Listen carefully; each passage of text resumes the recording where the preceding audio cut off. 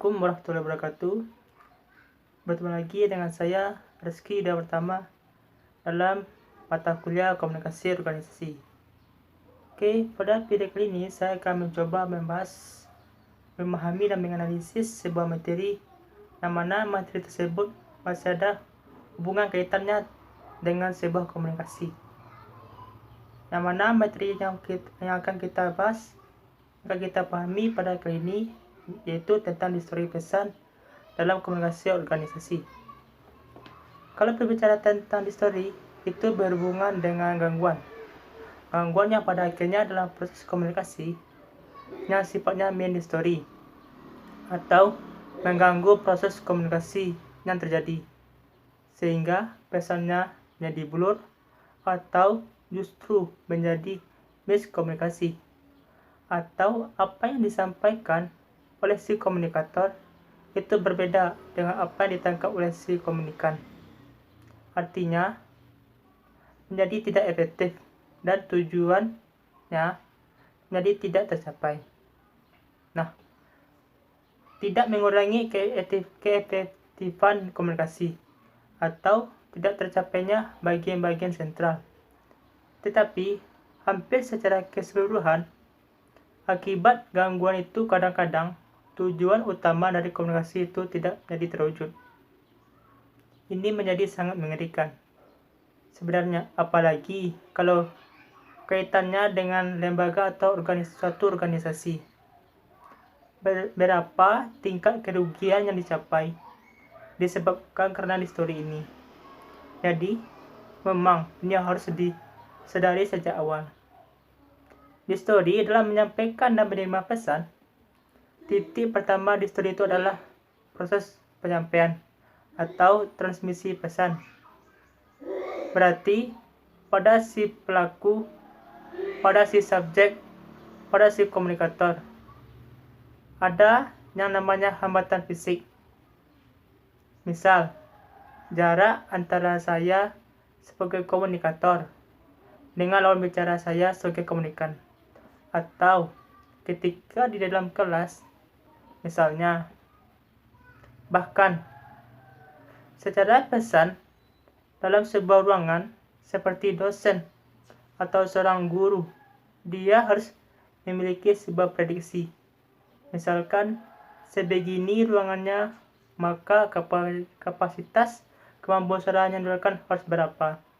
Maka harus ada prediksi yang dimiliki oleh seorang guru maupun si dosen. Kemudian, histori dalam penyampaian pesan ini akibat si komunikatornya juga bisa dilihat dari saluran distribusinya yang begitu panjang dalam organisasi. Misalnya, saat struktur, jenjang struktur organisasi atau birokrasi yang begitu bertele-tele. Informasi dari A harus ke sini dulu, sehingga ada bagian-bagian dari informasi yang putus akibat terlalu panjang transmisi tadi. Jadi, semakin panjang saluran distribusinya, semakin memungkinkan terjadi gangguan, sehingga efektivitas bakal memungkinkan tujuan komunikasi menjadi terhambat. Ini merupakan persoalan pertama dari histori dalam menyampaikan sebuah pesan maupun informasi. Yang kedua, histori dalam menerima pesan juga kadang-kadang menjadi penyebab terjadinya histori yang cukup besar.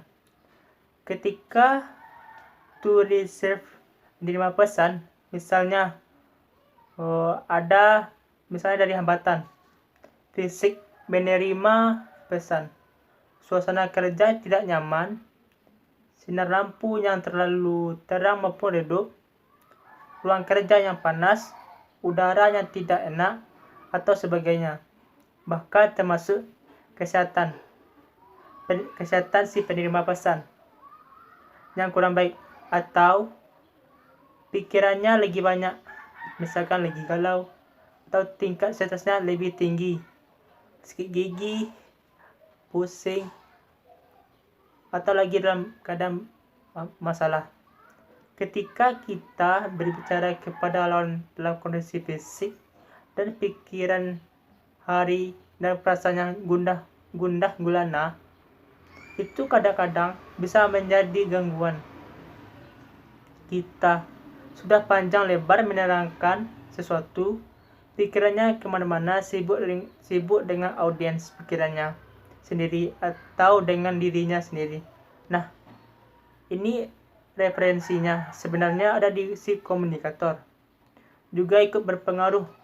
Maka ada tuntutan dalam komunikasi efektif, itu si komunikator harus jeli dan lihat siapa lawan bicaranya, dalam keadaan apa mereka, karena kalau tidak intens, tidak efektif melihat kondisi-kondisi seperti justru bisa menimbulkan terjadi distori. Kemudian, yang lainnya adalah hambatan mental. Hambatan mental ini terkait dengan perbedaan intelektual, kapasitor, kemampuan pendidikan, dan ini tentu saja dapat menghambat proses pertukaran informasi atau pikiran ketika berkomunikasi. Artinya, orang yang level pendidikannya barangkali tidak level pendidikannya lebih tinggi, dan bacaannya yang begitu panjang atau benar, itu akan berbeda dengan daya serap dan juga imajinasinya. Maka tuntutan lagi-lagi terdapat pada si komunikator. Gunakan dasar yang bisa dipahami dan dimengerti lawan bicara. Karena kalau kita berasumsi di pikiran kita, sama dengan dosen menuntut mahasiswa harus sepertinya. Tapi cobalah berasumsi mengerti bahwa kita seakan-akan ada di posisi mereka tersebut. Yang ketiga, yang menyebabkan histori dalam menyampaikan dan menerima pesan dibagi 3. Yang pertama, dalam penyampaian atau transmisi, artinya notabene ada di pihak komunikator. Yang kedua, ada pada pihak si komunikan. Yang ketiga, histori reserve atau to reserve pesan. Dan yang ketiga, histori dalam mengartikan pesan itu sendiri. Artinya berbeda sebuah latar belakang seseorang, usia, berbeda jenis kelamin, termasuk status sosial, posisi kerja, perekonomian, budaya, dan lain-lain. Ini yang bisa menjadi distori dalam memaknai pesan. Bisa menjadi penyebab gangguan setiap kita menjadi melihat pesan itu berbeda. Dan yang kedua, interpretasi kata. Jadi, pemaknaan terhadap kata yang berbeda itu menjadi gangguan yang tidak sedikit atau yang mendistori pesan yang disampaikan. Makanya dalam bisnis harus ada sebuah sinonim, bahwa ada sebuah kata-kata yang sebenarnya interpretasi memungkinkan terjadinya banyaknya interpretasi. Harus ada sinonim kata untuk menjelaskan maknanya. Ini kemana untuk konvensi satuan, kebiasaan, termasuk adat, budaya, antar bangsa, dan segala macam harus dimunculkan. Maksudnya, jangan biarkan multi makna terhadap suatu kata, sehingga setiap orang menginterpretasikan dengan cara dan pandang mereka. Dan ini menjadi gangguan yang tidak sedikit dalam proses komunikasi yang terjadi. Baiklah, selanjutnya kita akan masuk tentang cara-cara menghilangkan distori pesan dalam proses komunikasi. Yang pertama, melalui persepsi. Persepsi antara pengirim dan penerima pesan harus disamakan pemahamannya. Pengertian strategi adalah ketika akan melakukan komunikasi antara lembaga organisasi dengan seseorang atau klien. Ini harus dicari, diolah dulu dengan siapa, orangnya siapa, kapasitasnya apa, pendidikannya gimana, kemampuannya mana, sehingga nanti mempersiapkan bahan atau materi yang dikomunikasikan sesuai dengan kapasitas mereka. Terkadang, bahasa harus disederhanakan. Ketika kita akan berbicara dengan orang-orang ilmiah itu tidak sama. Ketika kita berada di lingkungan kampung halaman kita atau di masyarakat umum yang bahasa mereka sebenarnya tidak sampai ke sana. Artinya, meskipun sebenarnya mereka sangat mengerti, menyederhanakan, mengolah kata demi kata, bahasa demi bahasa yang kita gunakan agar sesuai dengan pemahaman dan kapasitas mereka. Bukan berarti mereka tidak paham atau mengerti dengan apa yang kita sampaikan. Tapi kebiasaan penggunaan bahasa kadang-kadang itu sangat memberikan sebuah pengaruh besar dalam proses komunikasi yang terjadi. Yang kedua, cara menghilangkan sebuah distorsi pesan dalam sebuah proses komunikasi organisasi yaitu dengan presisi. Ini dilakukan untuk menghindari berbagai macam kesalahpahaman antara si komunikator dan si komunikan. Hal-hal yang harus tepat disampaikan dengan gambar, grafik, dan sebagainya macam. Jadi, harus ada yang jelas. Kredibilitas juga perlu. Orang yang menerima pesan harus dapat dipercaya akan memahami inti pesan. Semakin tinggi kredibilitas seorang, maka semakin meyakinkan orang untuk mempercayai pesan atau informasi yang disampaikan. Dan ini memberikan pengaruh. Semakin tidak kredibel seorang, betapapun informasi yang disampaikan dalam informasi yang benar dan seharusnya bisa dipercaya, bahkan tidak akan pernah dipercaya orang lain. Maka kredibilitas menjadi penyebab dari distorsi karena orang menjadi cuek sebab tidak kredibel. Tapi ketika Anda kredibel menyampaikan pesan, orang akan dengan lega mendengarkan apa yang kita sampaikan secara cermat. Yang ketiga yaitu dengan melakukan pengendalian diri. Artinya, bahasa yang disampaikan akan dapat membuat tertawa, menangis, berpikir lebih tenang, keputusan tertentu, sedih maupun kesal. Jadi, sudah direncanakan sejak awal dalam pengendalian diri proses tersebut, sehingga inti obrolannya sudah didesain. Yang keempat yaitu bangun kedekatan emosional dalam rangka membangun etika yang baik. Kadang-kadang ada hal yang harus disadari dalam konsep distorsi pesan dalam sebuah proses komunikasi yang terjadi.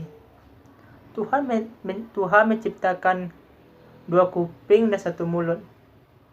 Dan di sini adalah kemungkinan besar distorsi untuk melibatkan diri menghargai orang lain ketika berbicara. Kita maunya didengarkan, tapi tidak mau mendengarkan. Sementara efektif komunikasi terjadi ketika kedua belah pihak memainkan yang sama. Berbicara berarti kita didengarkan pada saat orang lain bicara.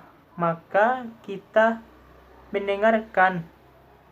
Maka dalam konsep ini juga perlu bagi setiap komunikator atau komunikan dalam komunikasi untuk mengantisipasi distori pesan tadi harus dikembangkan, diolah, dibiasakan untuk mendengarkan orang lain. Kebiasaan atau tidak mau mendengarkan orang lain menjadi salah satu faktor terjadinya distori pesan. Dimanapun, bahkan dalam presentasi, dalam rapat, ketika kita memaksakan kehendak untuk didengarkan, tapi jarang sekali kita ingin mendengarkan orang lain. Ketika organisasi mengadakan pembicaraan dengan cara presentasinya, misalnya, maka dari sisi penerima pesan, pembicara sebagai pengirim pesan, presentasinya seharusnya lebih memperhatikan. Banyak hal yang perlu diperhatikan dalam proses ini. Yang pertama yaitu mendengarkan. Dalam kriterianya, mendengarkan itu ada 3 hal sebenarnya. Yang pertama, mendengarkan. Kedua, mendengarkan kritis. Yang ketiga, namanya aktif atau empati. Yang ketiga ini menjadi persoalan. Yang menjadi sebuah persoalan dalam mendengarkan adalah yang disebut dengan mendengarkan kritis dan aktif menggunakan rasa. Mendengarkan kritis berarti kita sebagai pendengar atau sebagai komunikan dituntut untuk mencoba mengevaluasi arti pesan dari yang disampaikan lawan bicara. Kadang-kadang melibatkan sebuah interaksi pada saat kita menggali sudut pandang pembicara. Kredibilitas pembicara semuanya dianalisis sedemikian rupa karena kita dituntut kritis dalam melakukan atau mengolah sebuah pesan disampaikan. Artinya, memang memperhatikannya menggunakan panca indera yang lebih banyak dibandingkan hanya mendengarkan isi, barangkali hanya kuping dan mata ataupun pikiran. Tapi mendengarkan kritis itu hampir seluruh panca indera kita memanfaatkan karena ingin menggali, menganalisis dan lebih luar biasa sebenarnya. Tentu tuntutannya dari komunikasi efektif sehingga distori itu diperkecil ketika lawan bicara menggunakan panca indera aktif. Supaya objek yang didengar itu tidak terlupakan, proses mendengarkan sebenarnya melibatkan cukup banyak aktivitas. Maka tidak semua orang yang mau melakukan ini. Jadi sekurang-kurangnya ada 5 kegiatan dalam proses mendengarkan agar subjek yang didengarkan itu tidak mudah dilupakan. Yang pertama yaitu menghadiri. Menghadiri artinya secara fisik, lahir dan batin ada, bahwa kita menyediakan alat rental untuk pesan yang disampaikan hadir dalam konteks tidak hanya fisik, tapi pikiran dan hati juga ada di situ. Sehingga kita bisa mengantisipasi semua hal yang menghambat, seperti kita menjadi lebih fokus dalam mendengarkan. Yang kedua yaitu menginterpretasikan, berarti memaknai inti dari apa yang mereka sampaikan. Kalau sudah sampai ke tahap interpretasi, berarti kita memainkan hati dari seluruh panca indera. untuk menangkap sebuah makna apa yang disampaikan oleh si pemberi pesan tadi. Jadi mustahil pikiran seseorang itu pergi kemana-mana. Yang ketiga yaitu ada sebuah kemauan mengingat. Menyampaikan pesan untuk dirujuk di kemudian hari, berarti perhatian kita menjadi berlipat, otomatis tidak hanya pikiran, kuping, dan mata. Seluruh panca indera tertuju pada yang disampaikan, karena pada hasrat ingin mengingat pesan besar yang disampaikan oleh mereka. Yang keempat yaitu evaluasi, artinya mencoba mengurai kembali apa yang disampaikan, berarti pikiran kita tertuju kepada mereka. Yang kelima yaitu memberikan sebuah tanggapan, artinya memberikan sebuah balikan sentral terhadap apa yang telah mereka sampaikan. Terkait proses mendengarkan dalam komunikasi dimanapun atau apapun jenis komunikasinya, yang namanya notabelnya dapat menghaluskan sebuah histori pesan yang terjadi. Jika efektivitas komunikasi menjadi lebih baik kalau dianalisis, memang cukup sulit karena pendengar yang baik sebagian besar tergantung pada kemauannya untuk mendengarkan dan memberi koreksi terhadap berbagai gambaran. Artinya harus ada sebuah niat untuk mendengarkan dari hatinya. Kalau itu sudah ada, maka ketika mendengarkan akan mudah saja menyerap sebuah informasi yang disampaikan oleh si komunikator. Baik, mungkin sekian dari pembelajaran video pada kali ini. Semoga ilmunya dapat bermanfaat bagi saya sendiri dan bagi Anda yang mendengarkan. Saya Rizky Pertama, pamit undur diri. Assalamualaikum warahmatullahi wabarakatuh.